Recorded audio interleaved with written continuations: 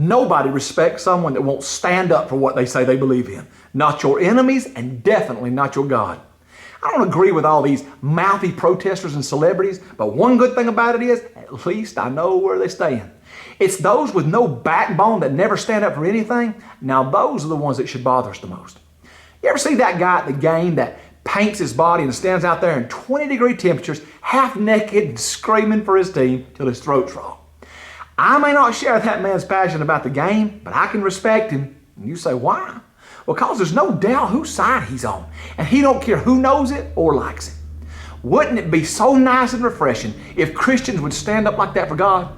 Not saying come to church half naked and painted, but full of excitement and loyalty to God.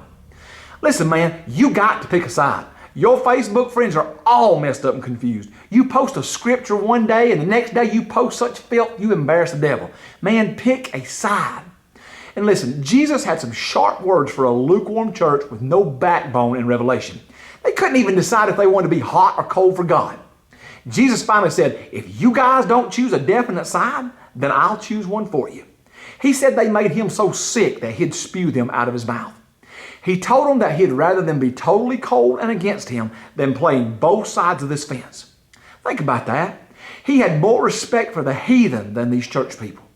So in other words, have enough about you that if you say you're a Christian, own it. And know this, Jesus took a stand for you and he didn't care what nobody thought. For some of you listening to this, he's the only one that's ever stood up for you. Remember this, Jesus said, if you're ashamed of me, then I'll be ashamed of you.